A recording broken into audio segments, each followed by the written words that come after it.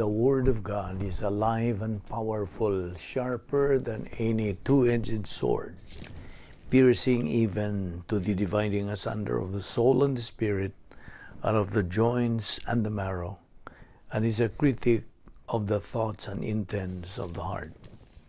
All Scripture is God-breathed and is profitable for doctrine, for reproof, for correction, for instruction in righteousness, that the man of God might be mature, thoroughly furnished unto all good works. Study to show thyself approved unto God, a workman that needeth not to be ashamed, rightly dividing the word of truth. Preach the word, be ready in season and out of season. Reprove, rebuke, exhort with great patience and instruction. For the time will come when they will not endure sound doctrine, but wanting to have their ears tickled, they will accumulate for themselves teachers in accordance to their own desires, and will turn away their ears from the truth, and will turn aside to myths. We have to note this, that we live in a day where biblical truth is considered hate speech, even among those who profess Christ. It is loving to tell the truth, no matter how much it may hurt the hearers. The harvest truly is plenteous, but the laborers are few. Pray ye therefore the Lord of the harvest, that he will send forth laborers into his harvest. And let us not be weary in well-doing, for in due season we shall reap, if we faint not. John 8:12, I am the light of the world. He that followeth me shall not walk in darkness, but shall have the light of life.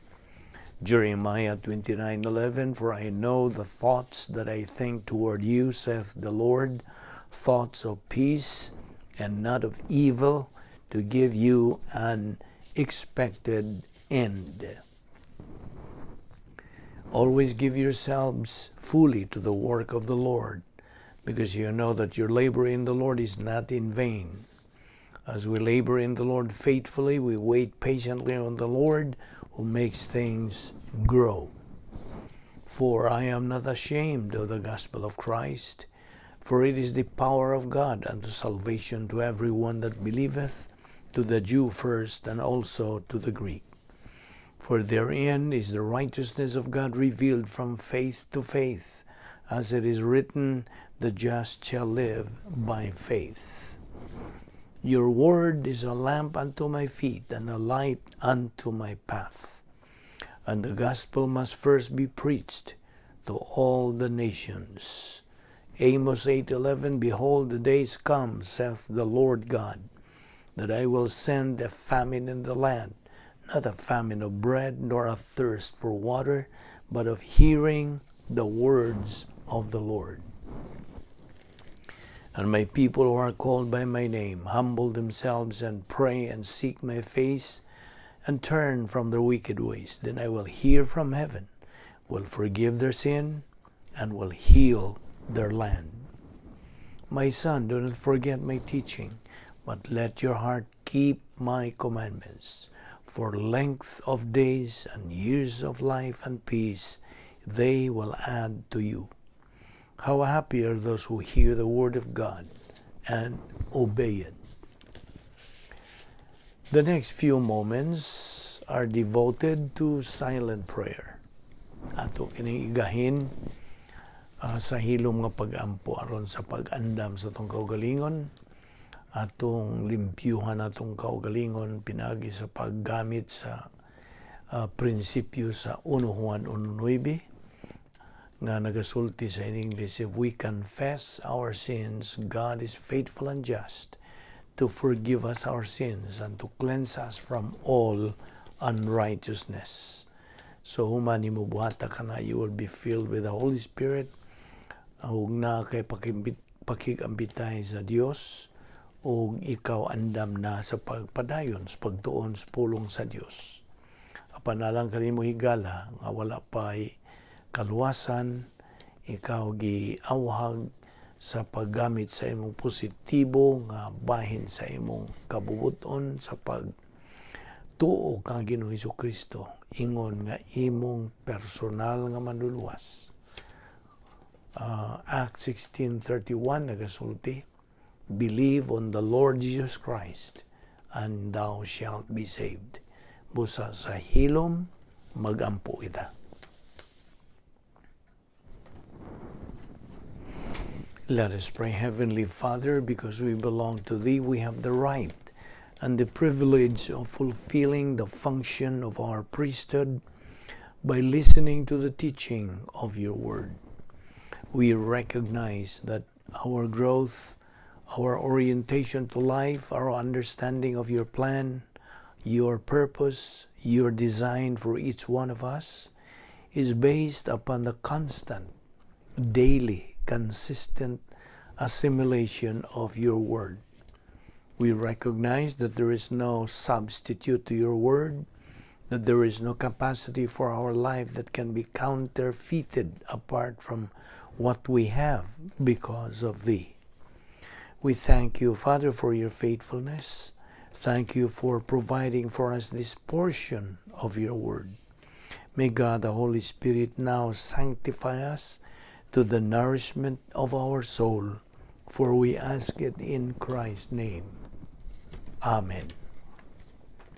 Maayong adlaw, nausab kaninyo mga kaigsunan o mga kaigalaan nga nagasunod ning atong Bible study through the Balbido Evangelistic Ministry, o nagapasalamat kita sa Dios nga gipabuhi pa kita niya hangtod ni gayuna aron kita makapadayon sa pagtuon sa iyang balaang pulong. O karong buntaga o hapon ba unsay panahon ninyo diha sa inyong namutangan, then mayong adlaw. O salamat nga ana kita sa mayong panglawas. Askil sana atong pangisip, gipabuhi pa kita tungod lamang sa kaluoy, gugma, kortesiya o grasya sa Dios. So kay grasya man kini sa Dios ato kining pahimuslan kini atong pagtuon sa iyang balaang pulong. Karon nating ipadayon ang atong gibiyaan nga paghisgot bahin ni ining atong topic nga mental attitude dynamics. Now ato nang nahibawan atong labason tong paramduman nga duha lamang ka mga viewpoints o pangunahuna ang ania din sa kalibutan. Human viewpoint o divine viewpoint. Tawhanong pangunahuna o Diyos nung pangunahuna. Now, sa ato nang natun-an sa miaging higayon, nag-uban kita nga ang tawhanong mga pangunahuna, iyaha din sa kalibutan, iyaha nagasunod kini sa pulisa ni Satanas nga mao ang unsa dautan, evil. So, kung kita magatinir paghihapon din sa atong panumduman o sa atong galamhan ang mga tawhanong mga pangunahuna, gitawag ka na o garbage, basura. Alang ka na itong mga magtotoo. I am talking to you as a believer. If you are a believer in Jesus Christ, niining higayuna naghisgoy kita niini, ang mga panguhuna-hunang tawhanon basura sa tubangan sa Dios. Okay? It is garbage to a believer's life. Now, therefore, kinahanglan kini sila likayan, they should be shunned and avoided. Kay manduan man kita sa Dios, human kita maluwas nga agigtuman diya sa Roma 12:2 nga nagaingon, and do not be conformed to this world, but be transformed, meaning renovation, pagbago, pag-usab sa atong panghuna-huna. O mao nga kung ikaw Kristohanon, matngunan na nato kini nga magbaton kita sa mga pangunahunang Diyos nun, dili tawhanon. Kaya ang pangunahunang Diyos nun mao kanay gi-describe nga unsa huna-huna ni Ginoong Hesukristo Sumala sa 1 Corinto 2:16. I hope na silsil o na sag-o na gyud na nimo. 1 Corinthians 2:16, the mind of Christ. Ug atong manggituki sa miagi nga adunay mga area sa mental attitude, areas of mental attitude. Ug ang atong gituki mao ang una pa nga mao ang worldliness, pagkakalibutanon. Meaning, do not be worldly. It is in our mind. Nasa atong pauna-una. Dili ni outward but inward. Sulod nun kini. A believer without Bible doctrine is a slave to the cosmic system. Ulipon ra gyud siya sa kanang cosmic system nga gidumala ni Satanas. He becomes worldly because ang iyang pangunahuna dili man musibo sa kabubuton sa Dios. It does not jibe with God's will. Renewing of mind is what we always say post-salvation epistemological rehabilitation. Diba sa miyaging panag-uban nato, gisgutan nato kining spiritual rehab. Nanginahanglan kita spiritual rehab. Kay tiyaw ba ang atong mga pangunahunang mga kalibutanon, pangunahunang tawhanon, you see? Nawa man ta magaingon nga ayaw na gyud pangunahon tawhanong imposible man na kay mga tao man ta. Okay? Ang buti pasabot ang atong pagtiner o pagbaton sa atong pangisip, dili nato pakadak-an ang mga tawhanon. Kay kanang tawhanong mga pangunahuna kalibutanon. You see? Na ang diferensya sa Dios nun nga pangunahuna o kalibutanon nga pangunahuna. So, mao na giingon nato nga ang usa ka magtutuo nga way doktrina, way kamatuoran, ulipon ra gyud siya niining sistema ni Satanas. Nga iyang sistema niya duha. Cosmic number 1, ang sa to giingon nato hatred complex. Okay? Unya cosmic kining mga panghuna-una nga tawhanon na bilong kini sa cosmic system. Og so tungod kay mao may nagahari sa galapan sa usa ka magtutuo nga way doktrina, then he becomes worldly, kalibutanon.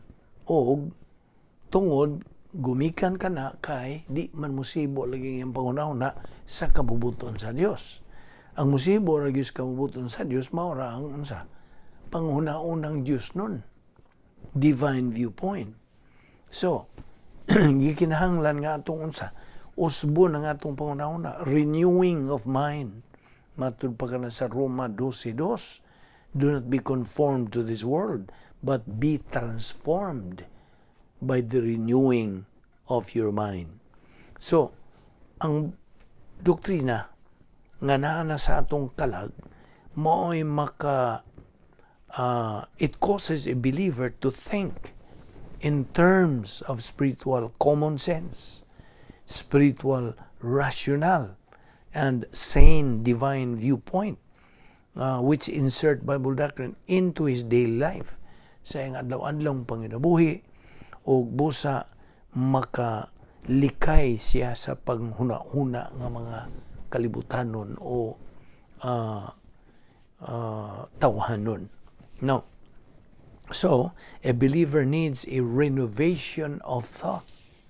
The thought pattern should be renovated, pinaagi lamang sa pagpadayon sibog sa unahan sa iyang pagkakristohanon, pinaagi sa unsa consistent, persistent intake of the Word of God. Malahutayon, masubayon, makanunayon, matinudanon nga pagtuon sa pulong sa Dios. Kay ang doktrina sa Biblia mao may mupuli sa atong tawhanon nga mga pangunahuna in the mind sa atong pangunahuna.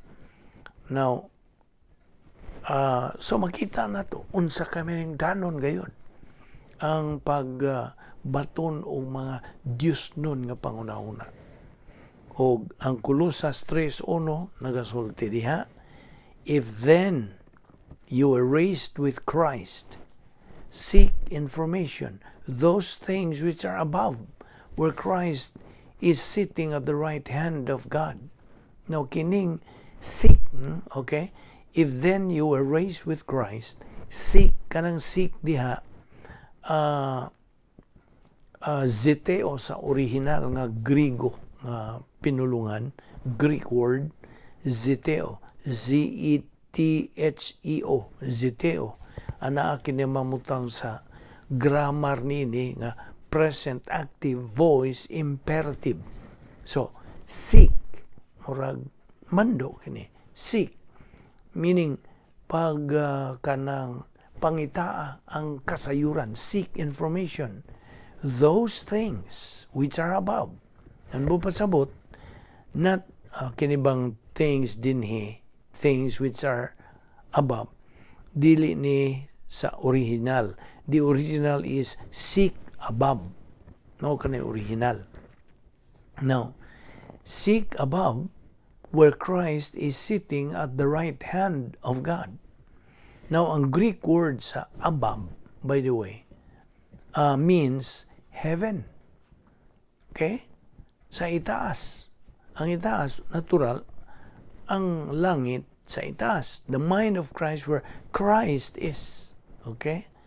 So, we are mandated to seek pangita sa kasayuran diha sa itaas. Heaven, ang pangunahuna ni Kristo nga diin tuwa si Kristo usab nagalingkod sa tuong kamot sa Amahan. Now, ang target god sa pangunahuna sa usa ka magtutuo should be where Christ is. In other words, his mental attitude is. Kini nga itong gitunan, mao kini ang pangunahuna ni Ginoong Jesucristo or mental attitude ni Ginoong Jesucristo. Just imagine that. Mao niya itong gitunan. Ang iyang panghuna-huna ang atong gitunan. O that should be our target sa atong panghuna-huna. Ang target nato, tumong nato, mao ang panghuna-huna ni Ginoong Jesucristo dito sa itaas nga diin tuwa siya mamutang. Ang verse 2 diyan sa Kolosas 3. Verse 2 says, set your mind on things above, not on things on earth. Ang set diha, okay. Ang set diha, to take serious consideration, to ponder, to keep thinking about the above. Mo nay but pasabot sa set. Set your mind, ang imong paghigugma on things ho-epi, on things above, not on things on earth. Ho-ano is things on earth. Ang things above, ho-epi. Now, by the way, kining gisgutan din is set your mind on things above, not on things on earth. What ni sa original is not found in the original. So, ang buti pa sa buti ni, keep thinking objectively on things. The 10 problem-solving devices nga gi-provide sa Diyos kanato, not on earth. Keep thinking objectively on things, not on earth. Ang CD system. Okay? Ang nahinumdum ka ba sa 10 problem-solving devices sa Dios nga ato nang gitunan nga mao kini ang solution to every problem sa matag suliran sa matag magtutuo sa iyang kinabuhi. Now, the only way a believer can function as a believer is pinaagi sa iyang kaugalingong pangunahuna filled with metabolized Bible doctrine nga karon tuyok-tuyok na diha sa iyang unsa stream of consciousness. A believer without Bible doctrine katong why doktrina na, by the way, unsa may hinungdan nga why doktrina ang usa ka magtotoo. Ang hinungdan nga wa siya doktrina mao nga negatibo siya. Ang buti pasabot nga negatibo, wa siya'y unsa kadasig, wa siya'y tinguha, wa siya'y gugma, wa siya'y gana, wa siya'y unsay nga nini kadasig. Sa kay wa man siya kadasig, mayon siya wa siya panahon sa pagtuon sa pulong sa Dios. So mao kana mahagbong ba ang iyang excuse nga mo na wa ko'y panahon, busy ko, kay negatibo man, wa siya gana. You see? Way gana, way gugma. So, kanang magtutuo ha, way doktrina. Correct? So, way doktrina ang usa ka magtutuo nga negatibo sa pagtuon sa pulong sa Dios. So, a believer without Bible doctrine in his mental attitude, it makes the Holy Spirit powerless to move in that believer's life. You see? Iyang tinuyuan sa iyang buot. Kaya ang tinuod, sa panahon nga usa ka magtutuo, magpositibo, mag-init siya nga mutuon sa pulo sa Dios. Gumikan kay na siya hawang kagutom sa pulong sa Dios sa kamaturan. Nan ang Espiritu Santo mo'y maghatag kaniya ng gahom. It gives him power to move sa iyang kinabuhing Kristohanon. Naon saon ng paglihok sa Espiritu Santo kung negatibo ka, wa man kay na hibaw-an na katunan nga pulong sa Dios. Kaya lagi negatibo. So mao na. Ang Espiritu Santo naghuwat lang. He's just waiting. Just tapping his foot. Naghuwat lang. Kinsay magtotoo nga magpositibo sa pagtuon sa pulong sa Dios. Aron iya kanang hatagan sa gahom. So, a believer without Bible doctrine in his mental attitude makes the Holy Spirit powerless to move ni anang kinabuhi sa maong magtotoo nga negatibo. Now, kung maligo ang katong Kolosas 3:1 ug 2, ang versikulo 2 nagaingon, keep thinking on things above. See?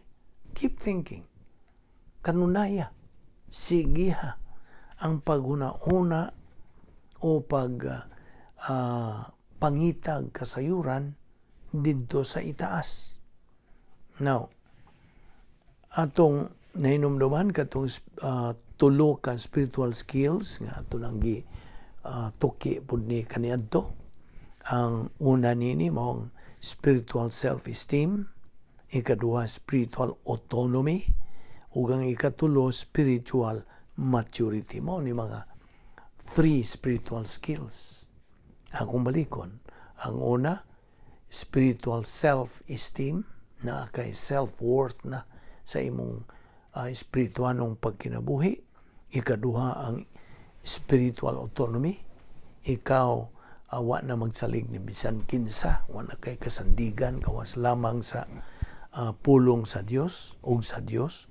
Ug ang ikatulo mao ang espirituhanong pagkahamtong, spiritual maturity.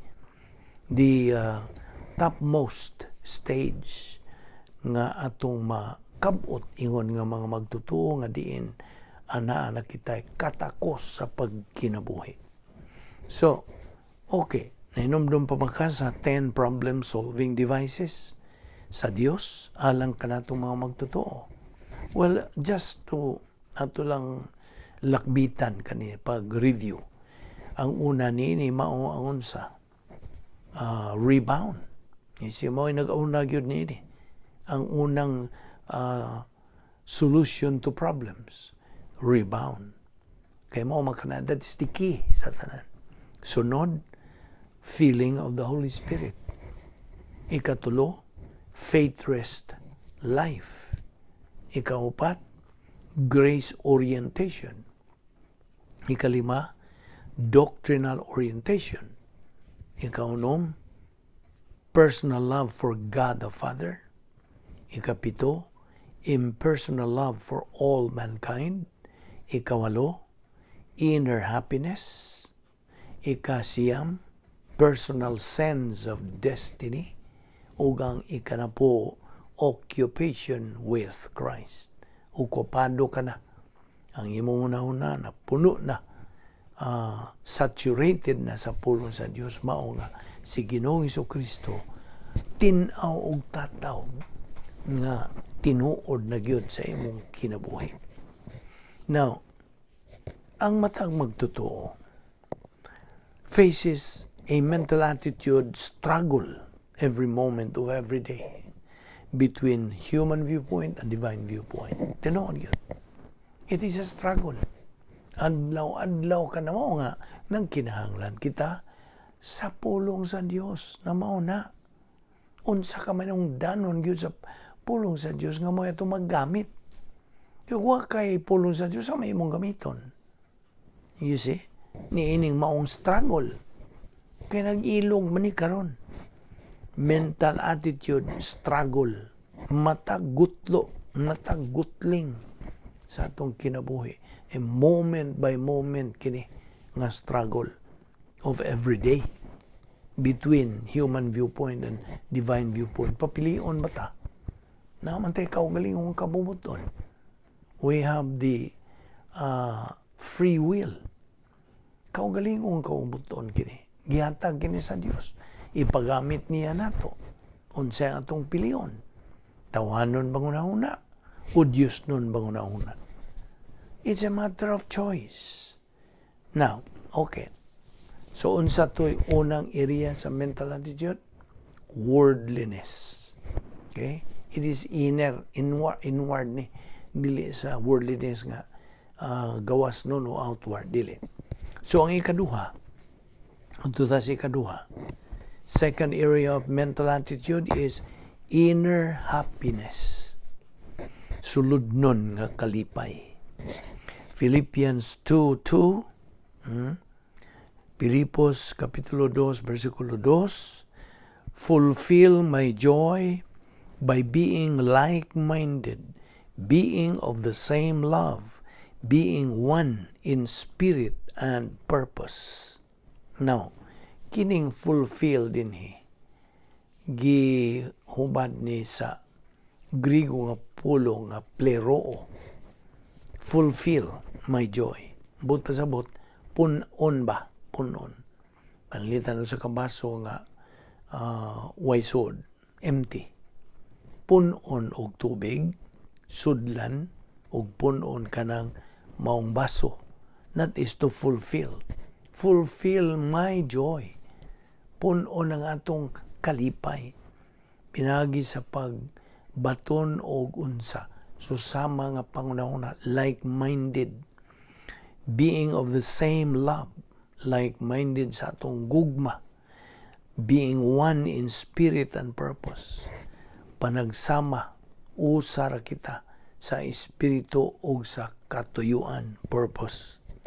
Now, by the way, kining maghisgon na ganita ni ini nga kinahanglan tuwa lagi ta siya sa atong dapit nga puy-anan. Unsa to atong dapit nga puy-anan? Ingon nga mga magtotoo, operational unsa? Divine dynasphere. Ug sa atong pagpuyo diha aton ang maghisgutan kini nga ana ay tulo ka major protections nga mulihok, musalir,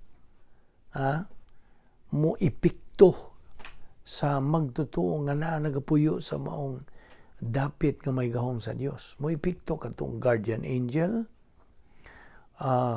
wall of fire, o ang encapsulation. Kining tulo major protections Imagine, protektahan ka, panalipdan ka, yining tulo, ang imong anghel magbalantay, ang wall of fire, ang pader nga kalayo, mura maglibutan ka niya na, nga duway maka tandog kanimo.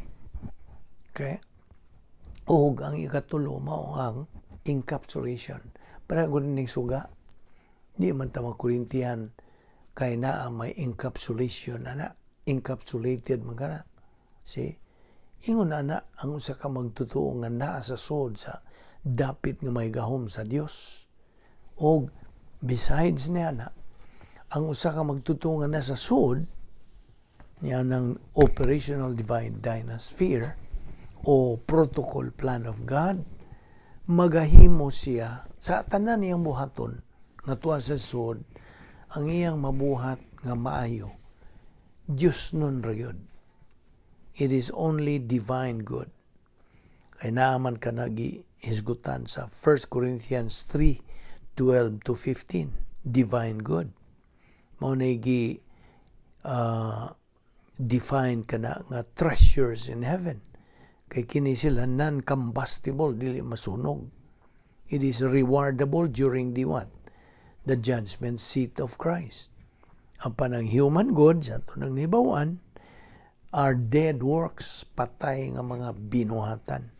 O they are combustible, dali rang masunog kung imo ka ng duslitan. O kini sila to be burned during the judgment seat of Christ. Okay? Now, they will go up in flames. Apan ang divine good, gitandi kini og sweet fragrance to God. Matthew 5:16 says, "Let your light so shine before men, that they may see your good works," divine good, "and glorify your Father in heaven." Nana. Matthew 5:16. Ang divine good, mao kini byproduct of divine viewpoint thinking. O resulta kini sa imong pagkamapaubsanon, result of humility. Whereas ang human good, ang tawhanon nga maayong binuhatan, is a byproduct of human viewpoint thinking. Results, unsa mo resulta? Self-righteousness and arrogance and approbation lust. Ang imong tanaw sa mong kaugalingon nga matarong sa kaugalingon. O ikaw mapahitas una o buot kang unsa mailhan sa mga katawhan, approbation lust. Now, remember this principle. God promotes the humble but demotes the proud. Na kana sa Santiago 4:6. Okay? Akong balikon katong prinsipyo ha. God promotes the humble but demotes the proud. Now when God promotes a believer, maminaw, sa diha nga uswagon sa Dios ang usa ka magtotoo, kanang maong magtotoo is promoted, but when God does not promote a believer, sa laing bahin, kung dili mo uswag ang Dios sa usa ka magtotoo, kanang maong magtotoo dili gyud ma-promoted. See? Mao nang principle. When God promotes a believer, the believer is promoted. But when God does not promote a believer, the believer is not promoted. Natural. Now, ang usa ka magtotoo nga negatibo, nahibaw na ka kung sa imong masabot, negatibo sa pagtuon sa pulong sa Dios, is like someone who is cutting off his power supply, like outage or blackout. Murag iyang giputol ba? Iyang gipawong ang iyang power supply. Kay ang analogy gud niini, truth and righteousness is compared to light, whereas ang false and evil mo ni darkness, kangit-ngit. Now, unsay gisulti sa 1 Juan 1:5, 1 John 1:5, God is light, and in Him is no darkness at all. Kung balikon, God is light, and in Him is no darkness at all. 1 John 1:5. No. Circumstances mo ingon og imposible. Apan ang doktrina mo ingon og dili lang kay posible, kundi garantisado. Circumstances say impossible, but doctrine says not only possible but guaranteed. Kaya unsay gisulti sa Lucas 1:37, with God nothing is impossible. Kaya ang Diyos mutuman gyud sa iyang pulong. God keeps His word. He keeps His word in the imputation of blessings to believers who are mature, and He keeps His word in the imputation of divine discipline to believers nga negatibo sa doktrina. Meaning, wa manggitubo. Kaya ang prinsipyo is found in Genesis 21:1-2, God's faithfulness to His promises to Abraham for a son despite sa pagkatiguang na ni Sarah. You see? Og dininaw sa kita mo hunong una atong ipadayon kini sa sunod nga higayon ato kagyapong giawhag nga padayon ka sa pagsubay, pagsunod nining atong pagtuon sa pulong sa Dios, pinagin ining atong ministry. Salamat sa inyong pag-uban o ginaot nga ikaw madasig gihapon sa pagpakiguban nini aron madugangan ang imong kahibalo o kaalam gikan sa kamatuoran sa pulong sa Dios. Magampo ta. With your heads bowed and your eyes closed, we dedicate the closing moments of our worship service, nining adlaw, to anybody who is here without Christ, without hope, and without eternal life. We want you to know that Jesus Christ had you personally in mind when He went to the cross. And every sin that you have ever committed, past, present, or future, has been imputed to Him and judged.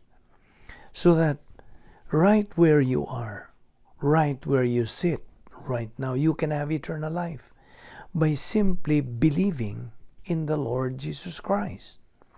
Jesus Christ took your place on the cross. He was judged for your sins.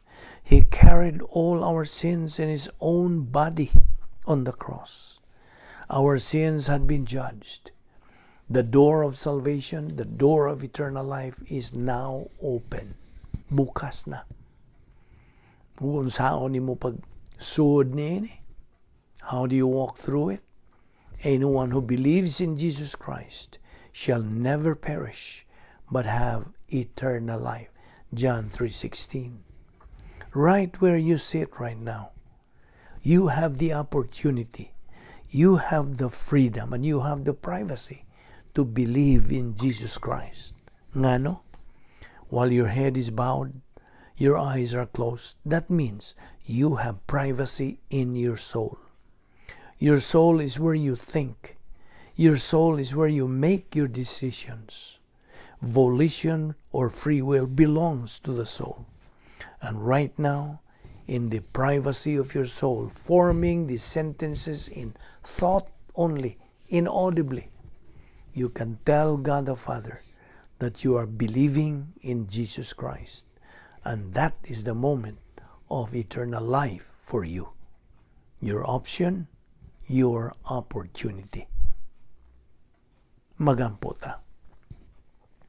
We are grateful, Heavenly Father, for the privilege and the opportunity of fellowshipping in your word today. Challenge us, O Lord, by these things, for we ask it in the name of our Lord and Savior, Jesus Christ. Amen.